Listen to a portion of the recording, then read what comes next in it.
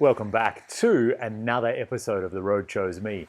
My name's Dan Grech, and my Gladiator has less than 300 miles on it, or 500 kilometers, and it's time to start drilling holes in it and mounting more permanent modifications. Today, I'm going to install a raised air intake or a snorkel. And I've talked before, I'll link the video, about the importance of a snorkel and why I think they're really essential for the type of overlanding that I do.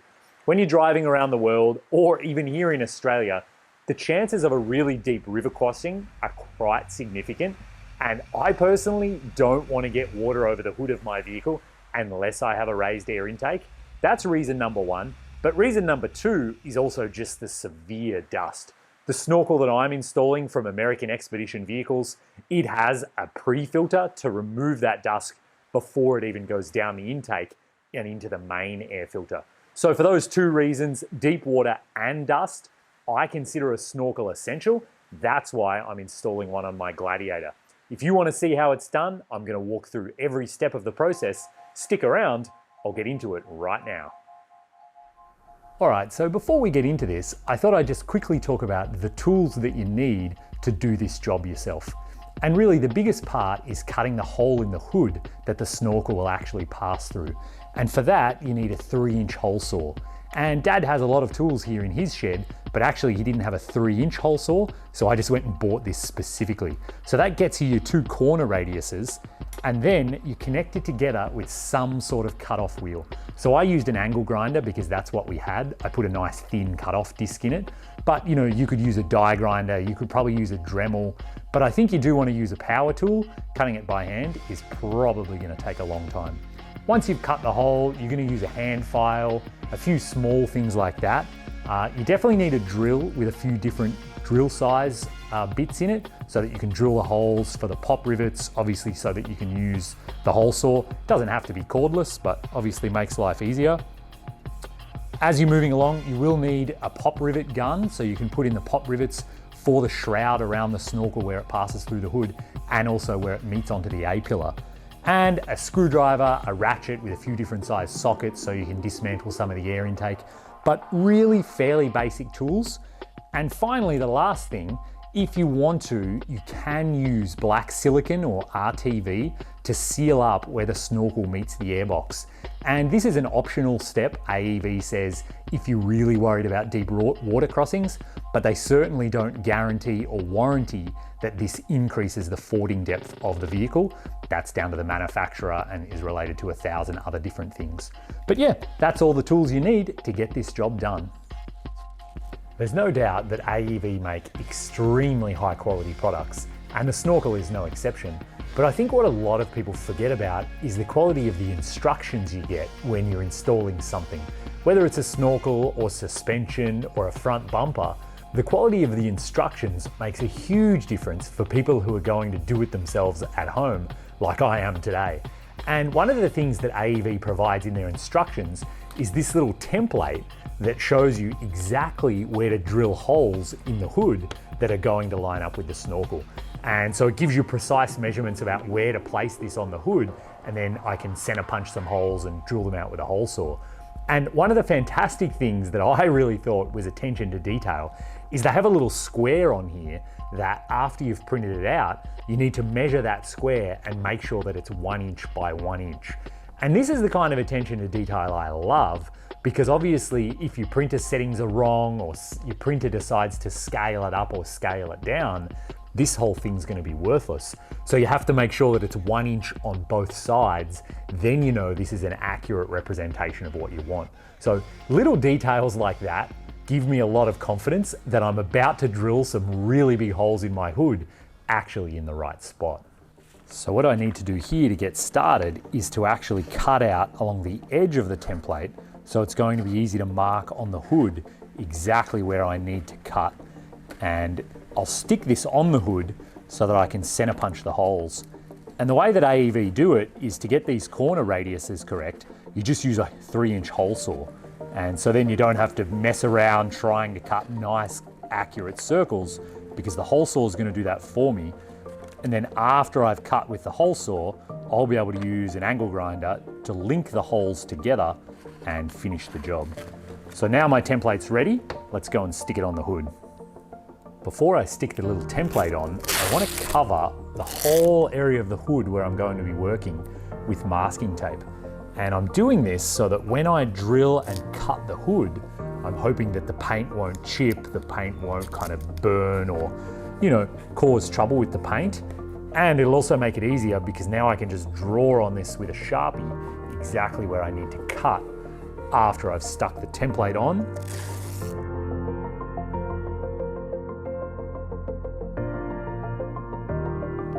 The AEV template says that I need to place it 21.25 inches from the end of the hood over here. So I feel like this is maybe the most important measurement I've ever made in my life, because if I get this wrong, I'm basically gonna drill a hole in the wrong spot. So what I'm gonna do is mark it now and then stick the template on, and then I'm gonna double check it at least 9 times.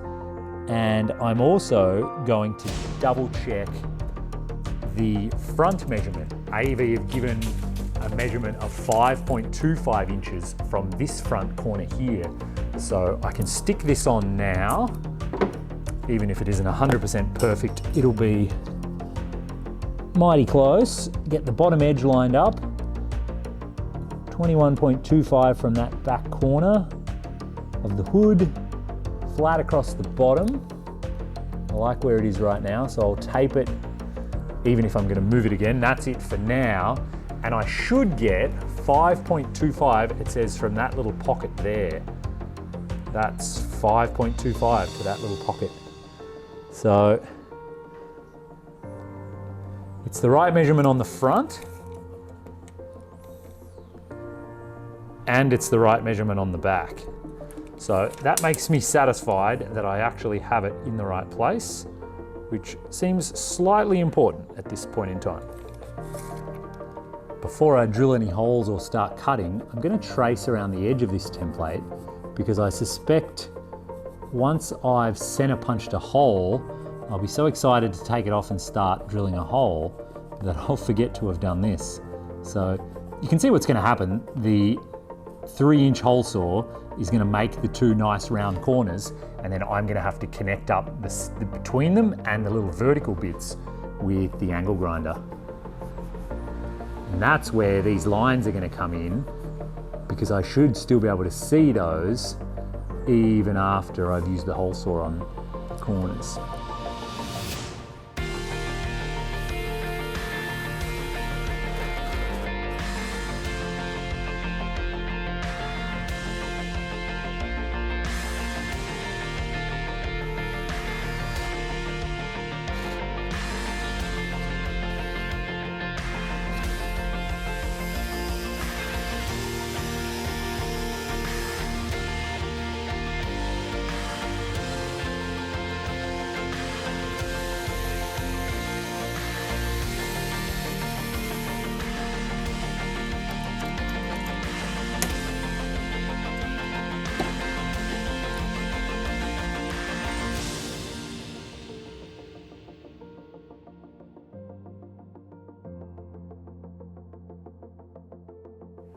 All right, so I'm pretty happy with how that turned out. And AEV give you, this is the cowl or the little piece that'll go on the outside. I'm gonna have to drill and rivet this on in a minute. But I've basically just been test fitting it to see if my hole is big enough. And what I've been doing is just touching up the sides, the tiniest bit with the grinder, and then neatening them up with the file by hand. And I've been at it now for maybe 20 minutes, and I feel really happy that this fits super snug on the outside hole. So because the hood is 2 layers, you have to cut through the outside and in places the inside as well. But I can now make this fit really, really well. I'm super happy with it. So the outside hole is pretty cleaned up. I've taken off most of the burrs. I'm gonna go at that for another 5 or 10 minutes. Get the outside hole to be really schmick, and then I need to work on the inside hole. It's still pretty rough, so probably quite a while there of filing and touch-ups, because you will actually see that one from the inside when the hood is open.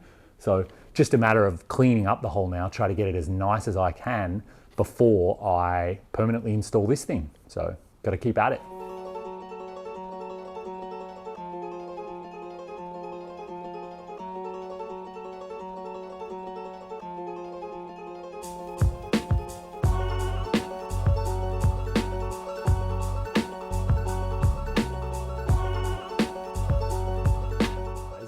time to remove the factory airbox and the little kind of intake snorkel that comes from the factory. So I take off that little intake snorkel once I've got the airbox out, and then I can finally attach the AEV snorkel to the factory airbox.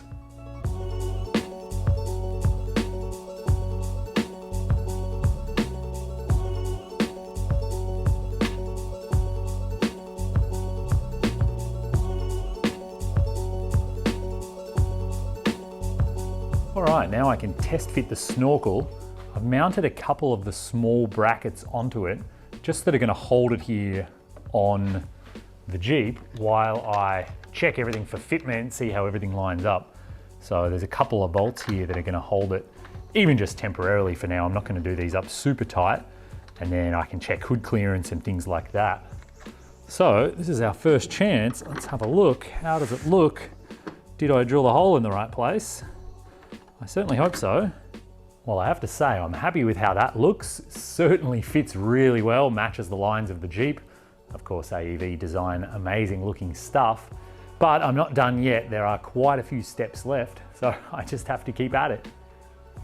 With those 3 lower bolts holding it, the whole snorkel is pretty much in position right now, and there's just one more bracket that goes on up here on the cowl. You can see the 2 holes. And so I'm actually gonna have to drill holes here in the A-pillar that it rivets onto. And you can get a bracket from AEV if you did want to fold your windshield down.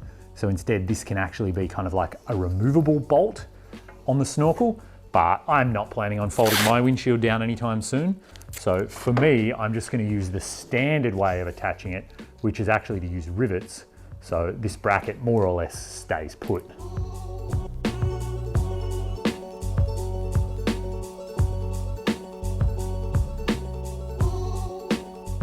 Now that I've taken the snorkel back off again, I can put the bracket where it was. I marked the holes and the bracket location. So put it exactly where it was, and now I can get access to the other 2 holes, mark those, because I'm gonna have to drill out all 4 of these so I can rivet this bracket on.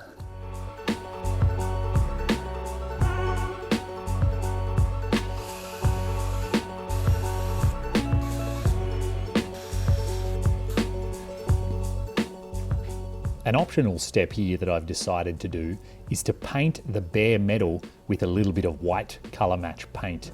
And I'm just using whatever Dad had lying around, because you're not going to see hardly any of this. It's more about preventing rust on the exposed metal.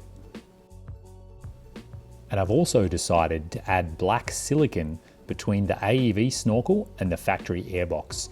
This is to make sure that that connection is extremely watertight and really give me that extra peace of mind for deep river crossings. Again, AEV say this step is optional, and they certainly don't guarantee that you've increased the fording depth of the vehicle, even if you choose to add the silicone like I am. Along those same lines, I'm also siliconing up the drain holes in the factory airbox. This is just to make certain water can't come in from the bottom, but it does mean I'll have to be careful. After every deep river crossing, I'll double check that there's no water stuck inside the bottom of the airbox. And finally, I can pop rivet the plastic surround on the hole that I cut in the hood, and also the bracket on the A-pillar, so that they're permanently mounted.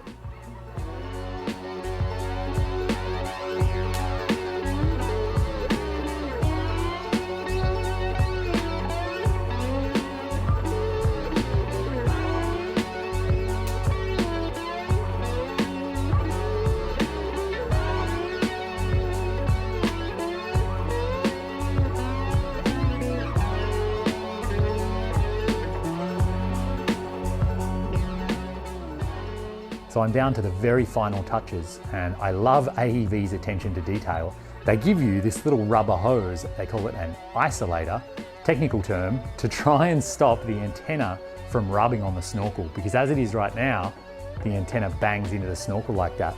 So the goal is to just slide this down onto the antenna, and thanks Dad, he suggested putting some soap on the end of it, which obviously worked really well.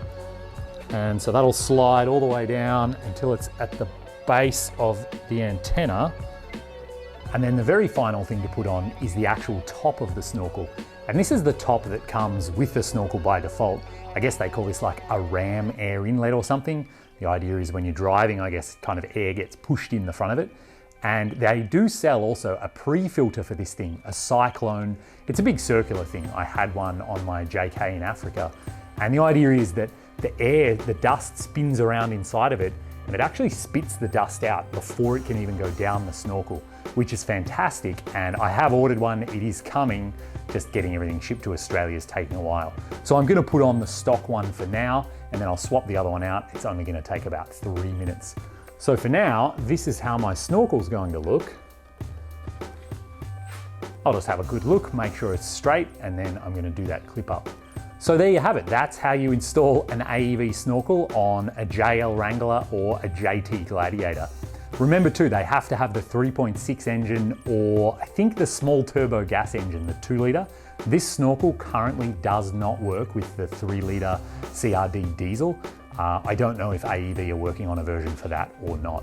So if this has been helpful, please do hit the thumbs up button, subscribe to the channel. Plenty of mods coming here as I prepare this Jeep to drive all the way around Australia. So thanks very much again for watching, and maybe I'll bump into you on the road.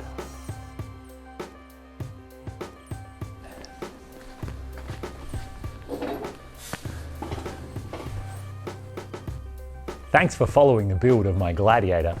If you'd like to get early access to my videos, watch my videos without ads, get direct access to me, and be involved in the whole design and build process, I'm offering all of that right now to my supporters over on Patreon. And so all of these people, they're supporting me over there, they're getting behind the scenes access, early access, and I'm even offering one-on-one consulting now, where I'll talk with you, we'll have a one-on-one video call, and we'll talk about your vehicle that you're designing, a future trip that you'd like to go on, whatever your concerns are, I'm here to help, and I'll answer all of your questions and help get you out there on the road. So there's a link down in the description to my Patreon. Just $5 a month is the lowest support tier. And not only will you be getting all those great rewards and perks, you'll also be helping to get me on the road and help me bring these videos to life. Buying new lighting setups like the one that's behind the camera right now, new camera gear, I've got a new drone that I'll be filming this trip with. All of that helps make these trips come to life. So to everyone here that's supporting me, thanks so much. I couldn't do it without you. And if you're interested, have a look at the link in the description. Support me over on Patreon to get exclusive new content.